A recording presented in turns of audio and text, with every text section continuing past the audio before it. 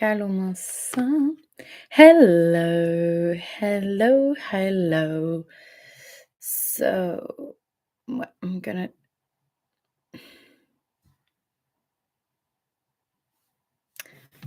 This is a little too close. So, I'm going to push this down. Yeah, that should be all right. Okay. Okay.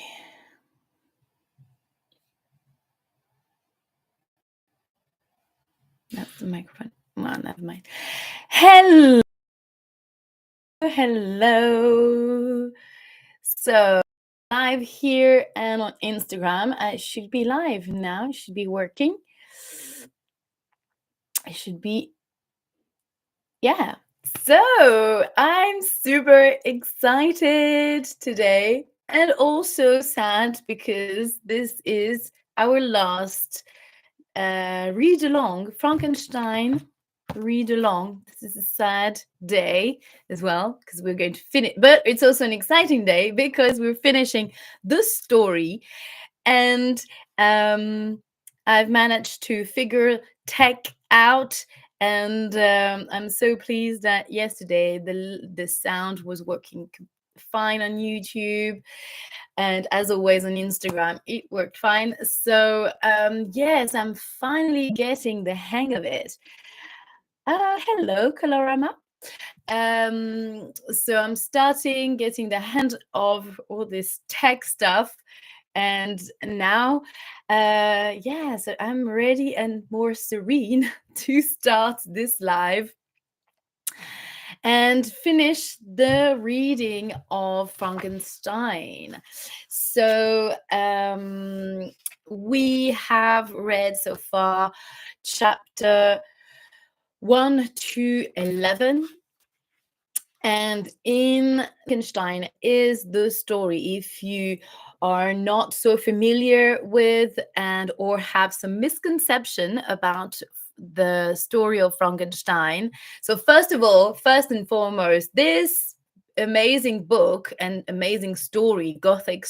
Yes, it's a fact that we often neglect or we don't often mention it. Or, I mean, maybe, of course, people in scholars or English literature lovers, they surely know, I'm sure, about that. But popular culture, and until recently, I didn't know about that fact that it was written by a woman. And so I just want to emphasize on this again.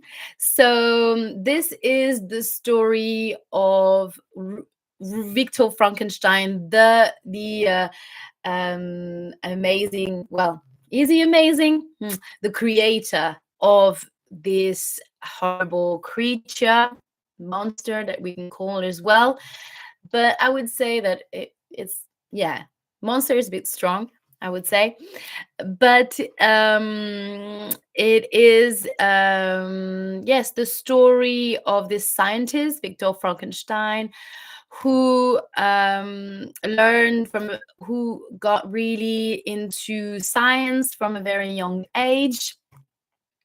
And he is telling his story to Robert Walton, a sailor and also a man of not science, but this man is more like a traveler, and he wants to discover new territory, and is in the North Pole. And he comes along, he stumble into this. So he's from his ship. He finds this man on a sledge, and this is Victor Frankenstein. And he starts, and Victor starts telling his story. Hello, teacher soul. And he's telling his story to Robert Walton. So we are at the point where the creature ran away. So Victor Frankenstein created this. I think I'm gonna buy this book just because of you. Oh, really? Are you saying, is that for real? Are you? Oh, thank you. Well, go buy it because it's really well made. And well, I'm happy that you enjoyed the previous readings.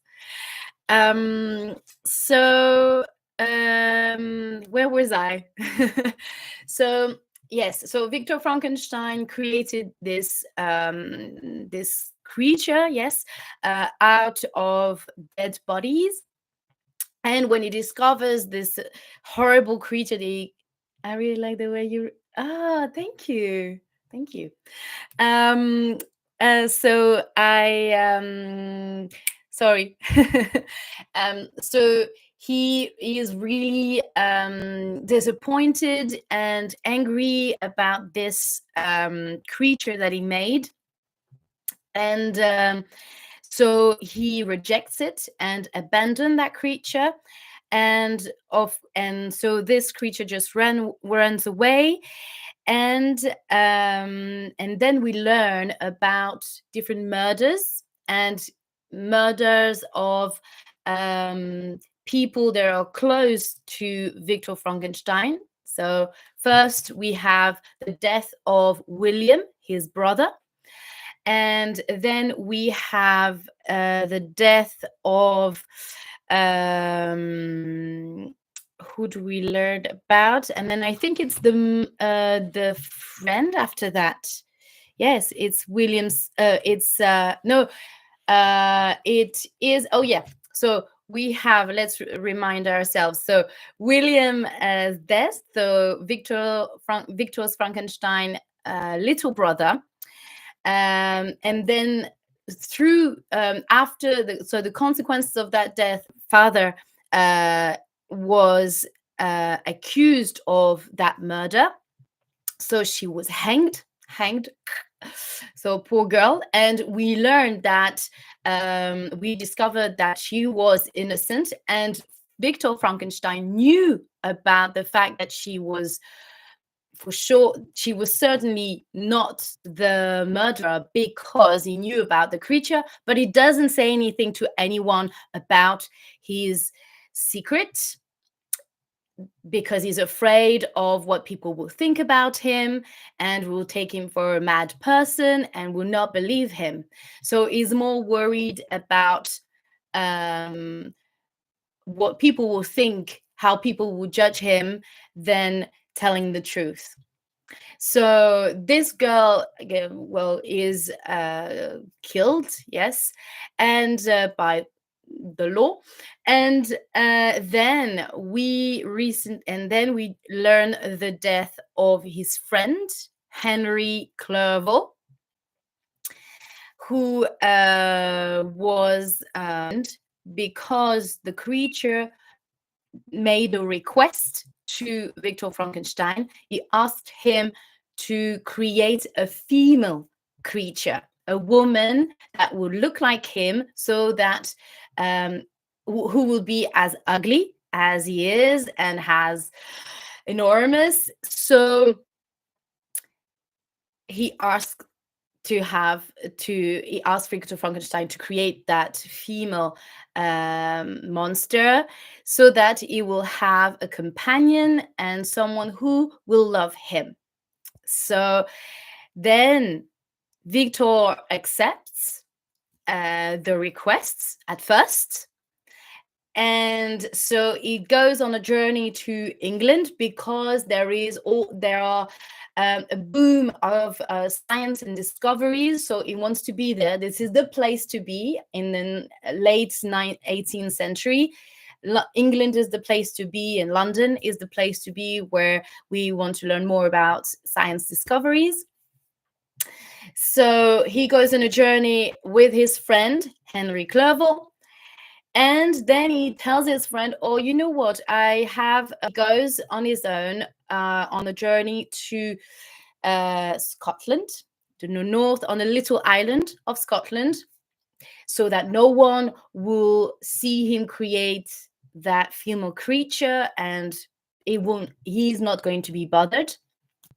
who will be curious to know what he's doing, and he doesn't want anyone to know.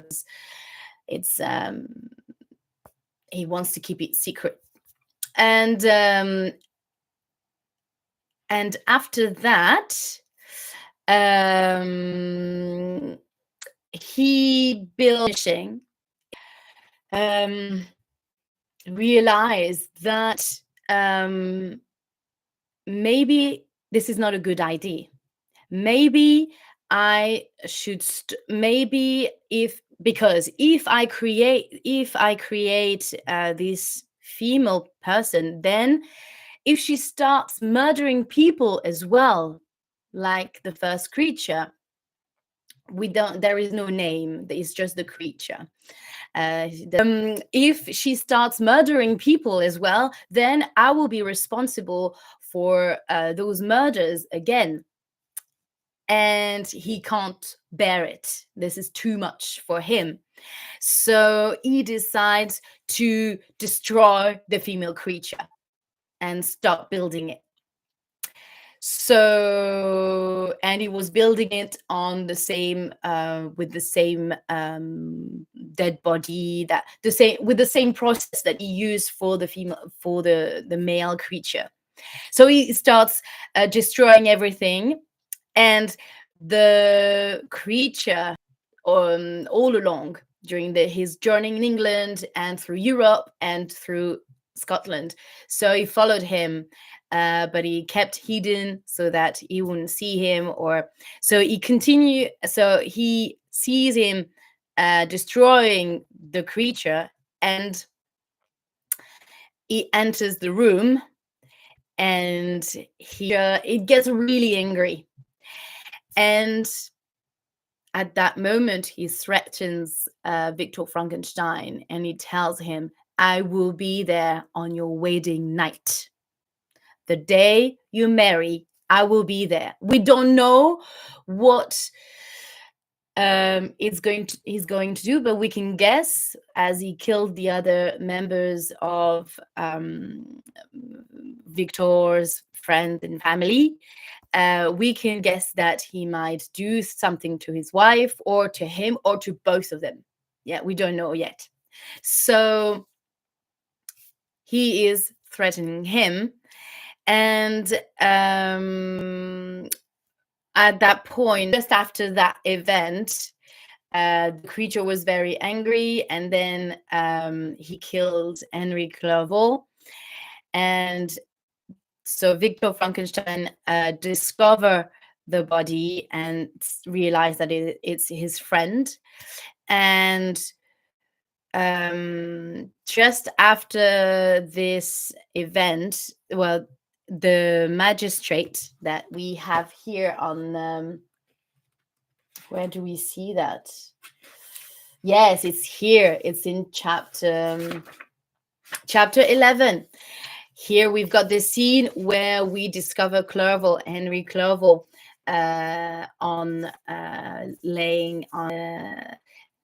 discovering the dead body of his friend. And straight away, surprisingly, the magistrate says, "Oh, well, don't worry. We know that you're not guilty because you weren't, because of all the proofs and everything. So don't worry, we know that you're not guilty. And look, there is your dad who's here. Hello. And look, there is your dad who's here." So his dad, to tell him that everyone is okay, that Elizabeth is okay. And he receives some letters as well from Elizabeth, who is asking him that, oh, thank you. Who is asking him to,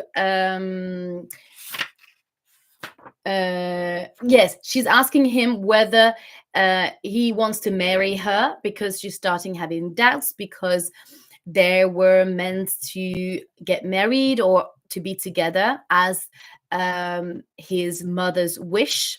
Elizabeth, I remind you, Elizabeth is the little girl that Victor's parents adopted when he was young. So this little girl came from a poor family, and they decided to adopt her. So Victor and her became very close, and um, and when Victor's mother died, she asked him to marry her, or this is her last wish, is that which was for them to get married. So Elizabeth is waiting for him, and she's wondering whether um, it's still something that he wants, to get married. And his dad come back to Geneva in Switzerland. They get married. So it seems like the ceremony and everything went fine. And this is where we stopped. We stopped there. And now we're going to start chapter 12, the wedding night. So let's start and see what's happening. As Elizabeth and I traveled along in the carriage with the sun on our face, I felt happier than I had in many months. But this happiness did not last. It was 8 p.m. and the sun was beginning to go down when we arrived at the lake in the Alps. Last words to me: I will be with you on your wedding night. We went for a short walk along the shore of the lake before dinner, but I was very done with him because, of course, it doesn't feel very secure. So, yeah, so he has a gun with him. Which, a gun, if you don't know the word, a gun is a pistol. Yeah, a gun. But I was very nervous. I kept my hand on the gun, which I carried secretly inside my jacket. Every small sound, wind, began to rise as we walked, and then the sun disappeared completely, and we could then see the full moon high up in the sky. Clouds moved quickly across, letting the moonlight shine brightly in the lake. Elizabeth seemed uncomfortable, and she kept looking at me. "Why are you so nervous, Victor?" she asked finally. "What are you afraid of?" "Please, don't worry, my love. A terrible night. Just this one night. Then, I promise you, I will be able to relax and everything will be fine. I promise that I will explain everything tomorrow." It was then that suddenly I realized that a fight with the monster would be an awful, frightening thing for Elizabeth to see. I did not want her to see that. Whatever happened. "It's been a long day. We are both tired. Why don't you go to our room and get some rest?" "I will come soon," I told her. When she had gone, I spent some time walking around the outside of the inn. The inn is the hostel, yeah, the place, the little bed and breakfast, yeah. And this is an old word for that. Looking for any sign of the monster, but I found nothing. Then I checked all around the inside the building itself and made sure that the front door was locked behind me. I heard a loud and awful scream from our room, where Elizabeth was resting. As I heard that scream, the whole truth rushed into my mind and my mouth fell open in shock. Like that. For a moment, I could not scream, which immediately woke me from my shock. I rushed as fast as I could into the bedroom. It was horrific. Why did I not die in that terrible moment? Why am I still alive now to describe the horrible death of my earth?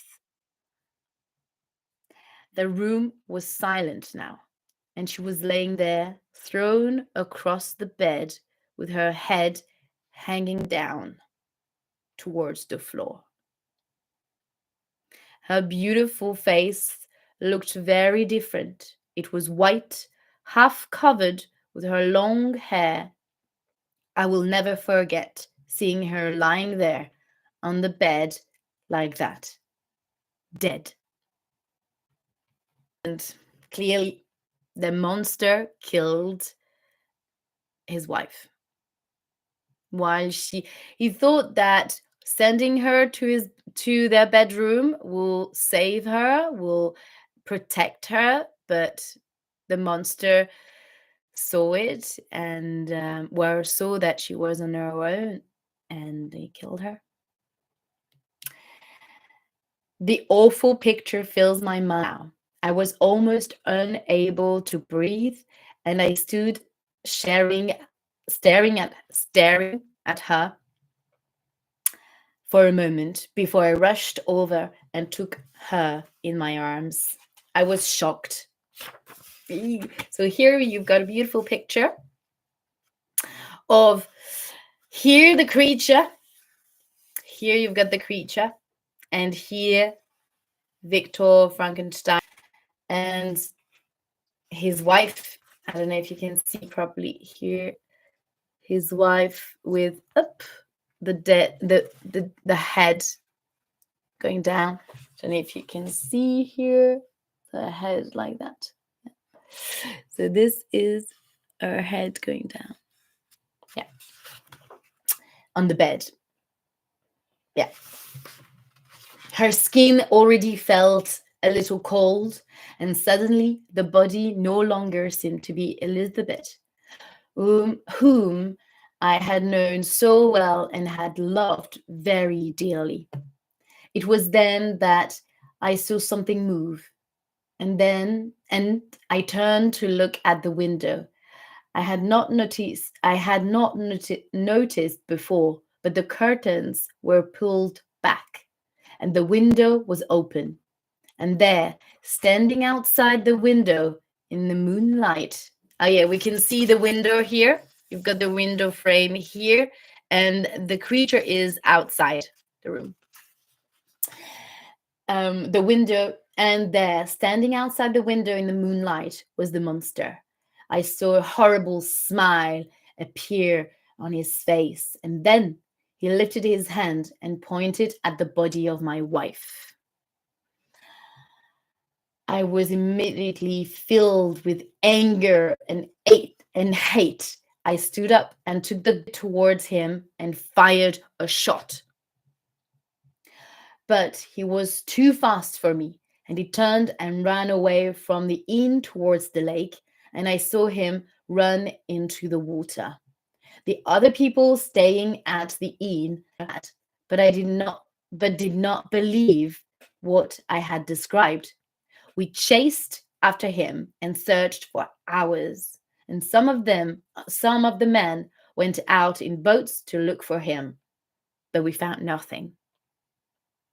During all of this, I felt sick, and it seemed like I was living in a terrible nightmare. All I could think of was that William Justin had been hanged. Justine, the little girl that was accused and killed and hanged because she was accused because she had the necklace with the face of William's and Victor's mother on it, and that was the creature who, if my memory is good. So she was accused and judged and hanged. Clerval murdered, and now my wife taken from me in this horrible, shocking way. When would all this end? And what about my father? Was he safe? Or would he be the next to die? I decided to return to Geneva as quickly as I could. I will not tell you all the things that, so I will not tell you. You is, remember, he is talking to Robert Walton. So this is very particular to Mary Shelley's work. So she created a narrative frame, sorry, which was very new for her time and in literature. Created a narrative frame, a narrative into another one, so a story within a story. So that's very unique. I will not tell you all the things that happened on the way, nor what I was thinking and feeling. I have heard enough of my story to know how horrific it all was. I arrived home and saw my father. Told him what When I told him what had happened to his dear Elizabeth. This last death was too much for him, and he stopped eating and became very depressed and ill. So we see the effect, the ripple effect on all these deaths on his dad. Ultimately, he wasn't killed. He has not been killed, but we see the consequences still on him.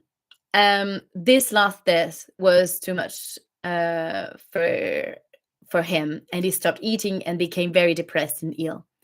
He was already very old and a little weak, and a few days later he gave up and died in my arms. So yeah, this is again the death of his father that wasn't um, done by the creature, but the last person in my family was gone. Oh, how I hated the monster. It's interesting to see that, of course, he hates the monster because all the closest people to the perspective of the creature, you see that he did everything for Victor to experience what he is feeling: loneliness, sadness, and isolation. So, of not having any friends or family to love and to be loved by. Because obviously we are feeling very sad and emotional about all these deaths and the sadness that provoked those deaths to Victor. But it's good to see as well what here in the story, and ultimately Mary Shelley. Um, and it's interesting that though this killing technique is now used in many films and thrillers, that people used to will kill people that are close to someone to punish them. So we see often in films and other. Yeah. So back to the story. How I hated the monster. What then happened to me? I don't know. I lost the ability to feel, and died in a of it all had passed. I realized that I was in a special room. They had called me mad and kept me there for my own safety. I began to think carefully about everything that had happened. And the more I thought about it, the angrier I got. I wanted my revenge against that hateful creature. Revenge again. Revenge is another very strong word and strong topic in this novel as well. Chapter 13, The Chase. When I felt better and was allowed to go back out into the world, I decided that I needed someone who could help me. I went to see a well-known magistrate in Geneva and began to tell him my story. First, I gave him the most important piece of information. I described the full death and how killer finally is telling the truth. Is telling uh, what happened really. Don't worry, he told me. I promise you that I will do everything in my power to find this awful murderer. But when I gave him more information and told him who the creature was and all the things that had happened over the last few years, he looked at me in shock. He did not seem to believe it. I'm sorry, but this is all very strange, and I cannot really help you. Oh, he said. Nobody could chase and catch a strange animal that can run and jump over rivers and kill people in the same way that you have described. And many months have passed world by now. If you refuse to help me, then you give me no choice, I told him. I must follow the monster myself, and I will find him and kill him alone. I will not give up. I left the honest Geneva and started my research for the monster. And now I am here with you in the Arctic, with you again. So, Robert Walton, I'm here with you in the Arctic Ocean, far, far away from home. So, until I find the monster and kill him, or until I die. So, it's either him or me, whichever of those things comes sooner. I have traveled across a large part of the world, and I have experienced all kinds of problems on the way. I do not know how I have survived the cold, the danger, and the horrible places I have been to. Many has made me carry on. I just cannot die and leave my enemy alive. At first, I knew that the monster must be in or near Geneva, but I did not know where. On the night I left home and started my search, I went to the place where William, his little brother, Elizabeth, and my father were in those books, the graded reader's book.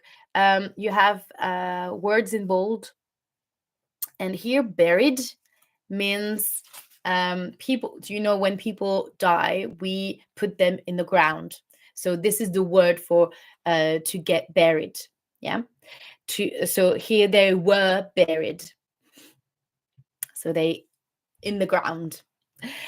Although they were dead, I wanted to talk to them and say goodbye to them, as I knew it may be many months before I returned to Geneva, if I ever did. I felt very upset as I stood and spoke that I will chase this terrible monster, and I will keep chasing him until I have killed him or he has killed me. I will get revenge for our family. At that moment, I was answered by a loud and horrible laugh. Somebody was hiding in the darkness. Hateful voice that I knew well, and it spoke to me in a loud whisper from somewhere nearby. I am happy that you have decided to live, you miserable, selfish man. The moon had come out from behind the monster. I could not find him anywhere, but then I suddenly saw him in the moonlight, running as fast as the wind away from me. I chased him, and for many months I followed him. It became my job, and it was all that I could think about. It's interesting to see how now who is following who. You see, the beginning of the well, in the middle of the story, it was the creature. Well, kind of a start as well. It was the creature who was following him to find him and to ask him to build the female creature. And now it's him who is following the creature. So there is kind of a inverse of who is the monster now. Interesting. Um, where was I? I chased him, and for many months I followed him. It became my job, and it was all that I could think about. Asking people if they had seen a strange creature. Other times, it would leave a sign or a message because it did not want me to lose him. Or other times, it would leave a sign or a message because he did not want me. Then I saw him getting on a ship that was going to the Black Sea. Then I chased him through the wild parts of Russia where there was snow on the ground and I could see his huge steps and follow the path he had taken more easily. These last few months have been extremely difficult. I have eaten and drunk where I could, but I have often been extremely hungry and thirsty. I have felt alone, lost, and depressed. But I have kept going because of the anger and rage and revenge I feel. I do not know what the monster is thinking or feeling. It can survive when it is extremely cold. He knows I cannot do that. I think he has brought me here for that reason and wants to make me suffer as much as he can. But here, on the huge areas of ice, there is nowhere to hide.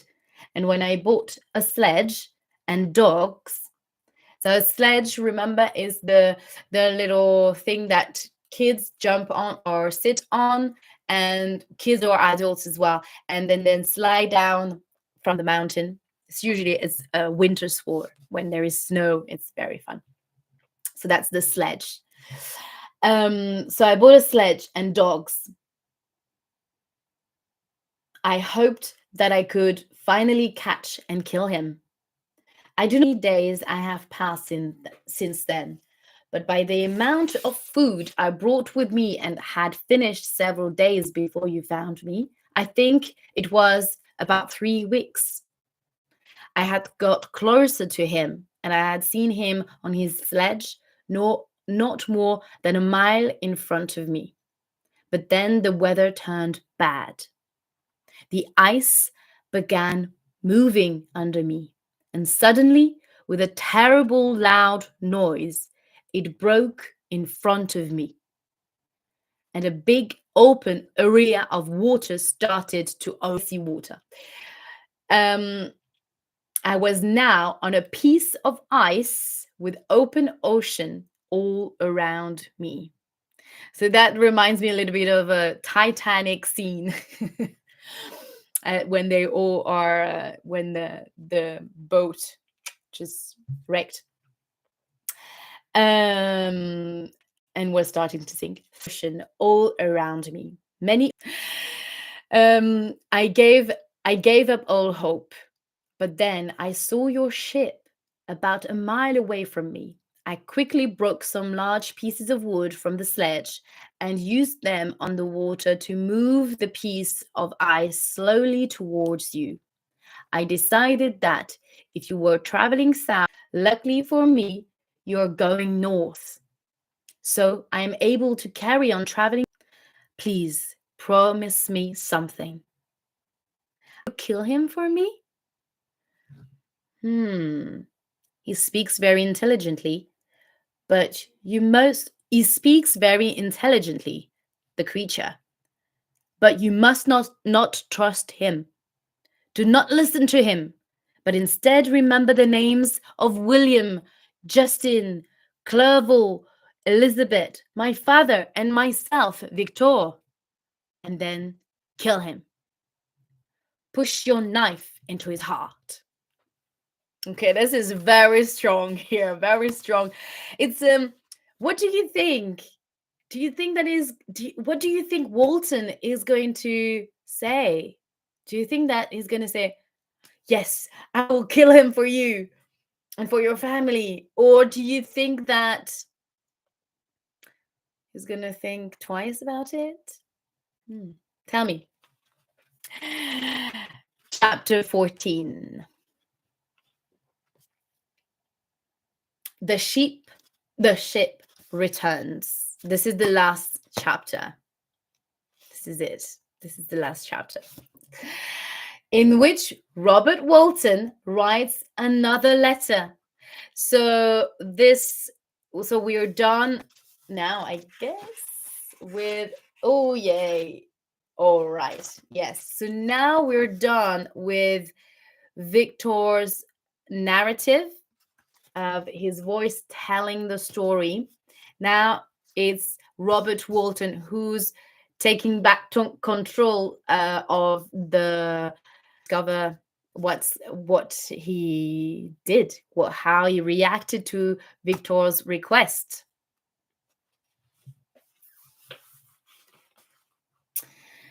So he's writing another letter to his sister that we just know the name Margaret, but we I love you.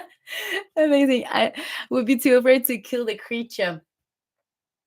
Yes, for sure. Yes, but he's a man on a ship, so maybe he has he has gun, things like that. So when we don't know, anything can be possible. But of course, yeah, the creature is frightening for sure. Yeah. And the thing is that we don't know what Robert Walton is thinking about this whole story yet. We don't know yet what do they think about this whole story. So does he agree with Victor's way of behaving? Does he understand the creature's point of view as well? So that's also an interesting fact. That's also, yeah, an interesting. Oh, 26th of August. So, dear Margaret, you have now read this strange and amazing story. It is very frightening, isn't it? Sometimes Victor Frankenstein was so upset and in so much pain that he could not continue his story and began to cry instead. Other times he was filled with anger and almost shouted his words. Although it seems impossible, I believe this story. Although it seems impossible, I believe his story. So it's the whole thing that he's questioning, but he believes him. He showed a huge, strange-looking creature on the other sledge. So remember, he saw first, before seeing Victor Frankenstein on the sledge, there was another. He saw another creature on the sledge as well, but he didn't. And then it went away. So yeah. So he's wondering if if that thing was the creature at first. I am very interested in this creature. Can it be possible that Frankenstein has really created this amazing living thing? I think it is. I have asked him to explain to me how he did it, but he refuses to tell me. Do you want to create for yourself by my terrible mistake? Sorry. Learn by my terrible mistakes and do not ask to know more about this. Frankenstein saw that I was writing notes as he spoke. He asked to see them, and as I read and has read and corrected them. And he has also added information in some places. It has taken a whole week for him to tell me the whole story, and I have listened carefully to every word. He has become a friend to me, and I want to help him. Hmm. And yet, he is so miserable and so upset by always talk about his horrific experiences. He's very intelligent and knows a lot about many different subjects, but he has given up on life and is so damaged and has known so much pain that I am frightened he cannot be saved. Hmm. 2nd of December. My dear sister, I write to you not knowing whether I will ever again see England. Oh, okay. There is a lot of ice around the ship, and now we can hardly move. The sailors come to me wanting me to give them news, but I have none to give. It is my job to lead and look after these men, and to you would wait for years and years and hear nothing, and you would never know what happened to us. I do hope this ice moves soon and we are able to continue our journey. 5th of September, so 3 days after. We are still in the middle of huge mountains of ice. Several of my men have already died from the cold, and Frankenstein has become thinner and seems more unwell every day.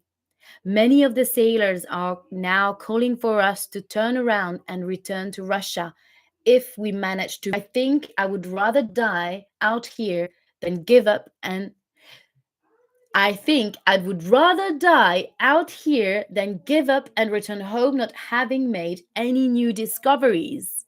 So he's ready to die and his whole crew die because of his own ambition and crazy discoveries, ambitions. So you see in what kind of a mind frame of mind he is, very similar to Frankenstein, determined to um, go through everything and to give his life. But the difference is that, well, here there is a whole crew.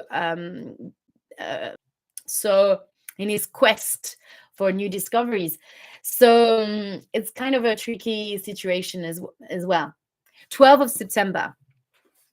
I have decided we are returning to England.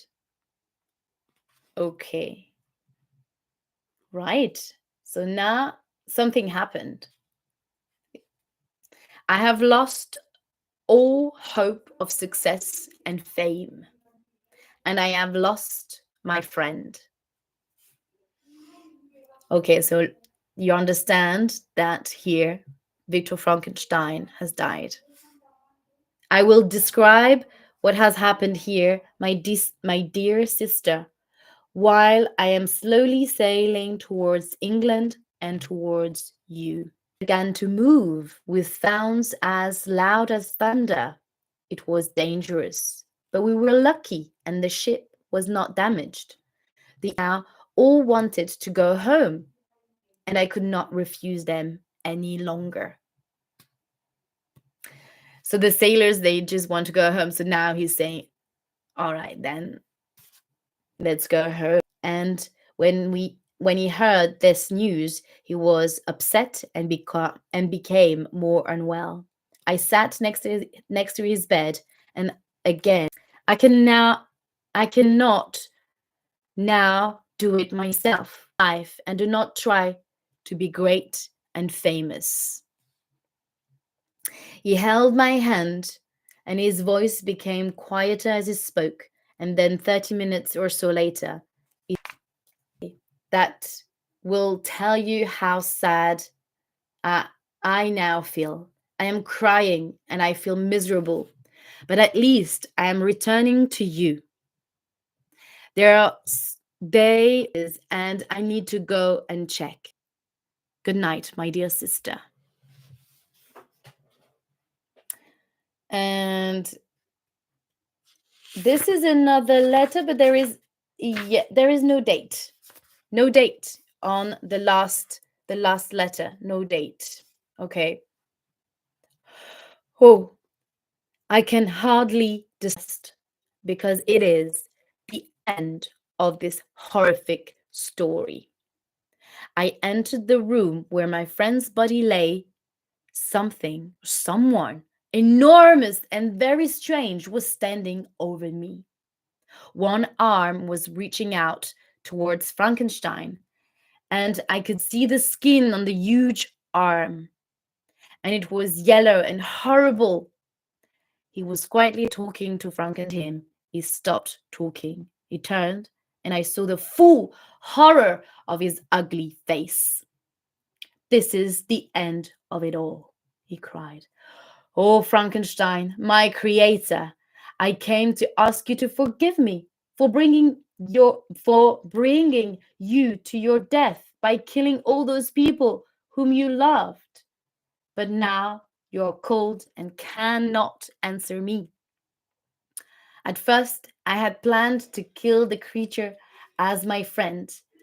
Um, I'm just gonna stop this first part of the live, and we'll start again. So I make sure that I finish quickly, uh, properly this live. My live on Instagram, and I'm gonna start it again.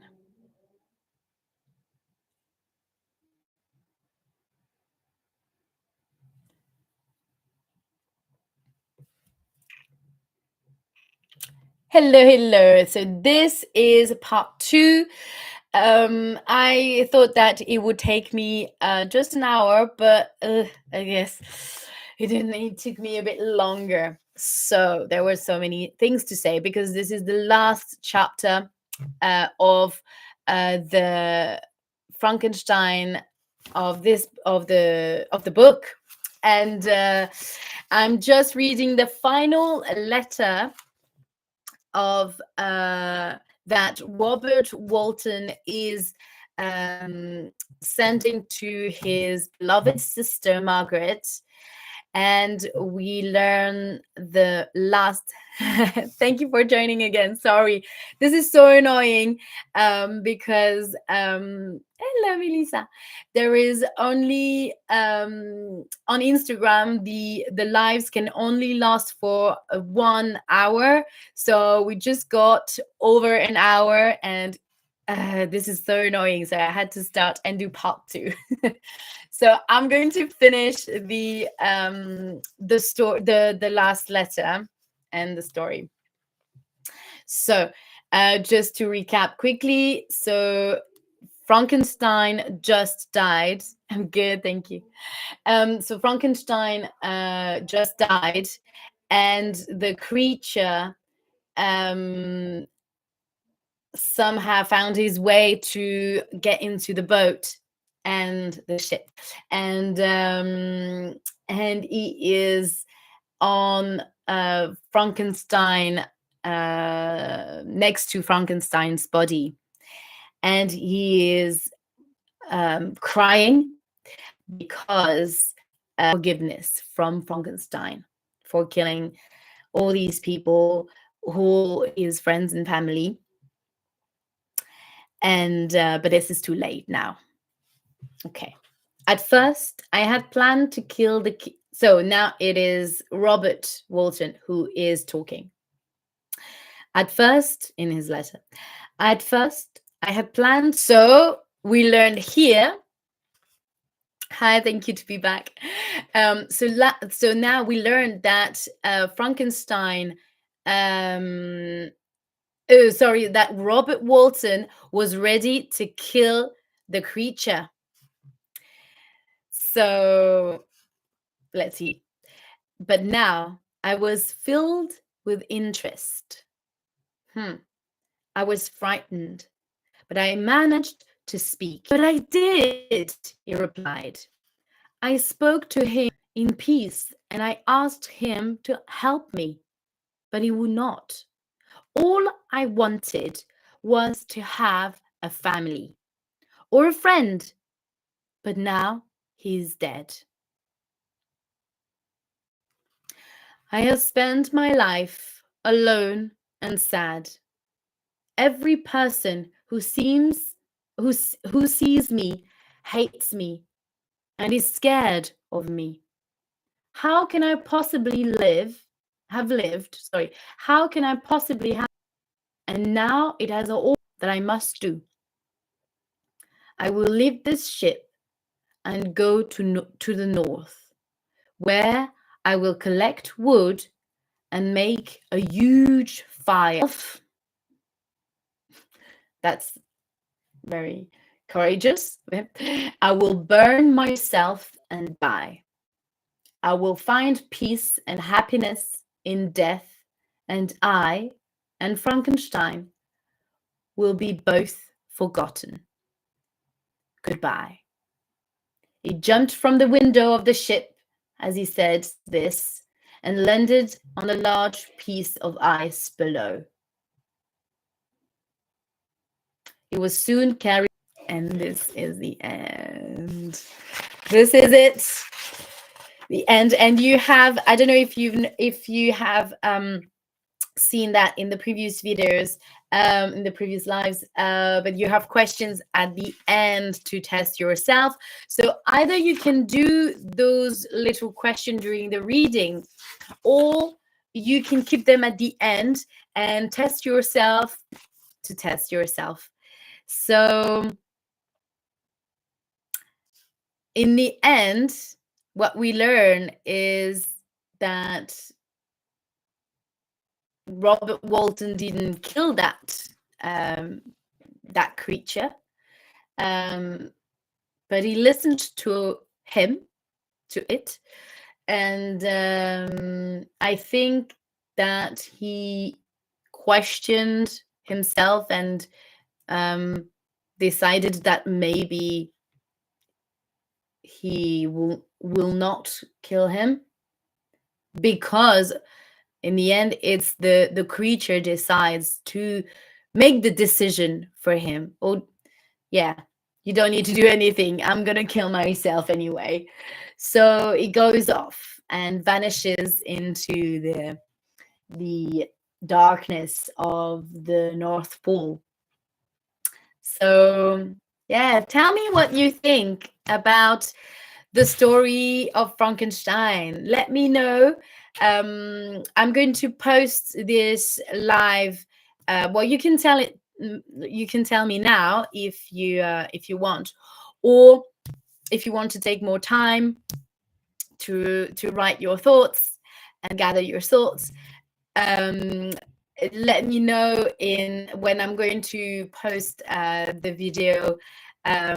What are your thoughts about the whole story? And here on YouTube as well, you can mention, you can leave a comment below the video and let me know what you think about the story, the Victor Frankenstein's reaction towards a behavior towards the creature, and let me know as well if you think that the creature, what you think, if you understand the creature's point of view, and do you think, and let me know if Victor Frankenstein should have created that female creature. What do you think? Do you think that he should have created it, and maybe that they he wouldn't have killed his family, and maybe they would have lived happily in the mountain, far away from Frankenstein? Yeah, let me know if you think that maybe Victor Frankenstein should have created this creature. And yeah, it's interesting to see that once you have knowledge, how powerful something that you create, how powerful the consequences can have. So this this book and the story and the moral behind Frankenstein as well, and the real title as well of this book is Frankenstein, or the modern Prometheus as well. It's that idea that having knowledge and power, what impact does it have? And you have to be mindful as well of what you do with that power and what kind of consequences it can have on people. I'll just leave you with this final thought, and let me know. And yeah, I hope you enjoyed as much as I did reading that story for you. And yeah, leave a comment, and or ask me any questions on the post. And I will see you. Yeah, I will see you next week. Before answering your question, I need to digest the end first. Yeah, digest the end. Yes, of course. Ask me anything. I just want to say, if you are interested in um, and be part of my book club, because I'm going to launch a book club course. And if you're interested, please join my live training. I will be live on Zoom. So leave your email address on my website, so you will get the link on the Zoom sessions. And I will be live again on Instagram as well in 2 weeks to talk more about the live training. And it's free. It's a free live training, of course. And you have all the information. So I will do live on that to explain the whole course, the whole book club course and everything. And yes, and a little bit later, next year, reader's book, but that's for next year. So yes, in the meantime, enjoy re-listening again those lives and the story of Frankenstein, and as well Sense and Sensibility. If you haven't listened to my reading of Sense and Sensibility, which is this one. So this is the same level 5 B1, and my highlights, so, and also in my posts as well. So yes, enjoy the reading, and I will see you very, very soon. Bye bye. Thank you so much. Thank you.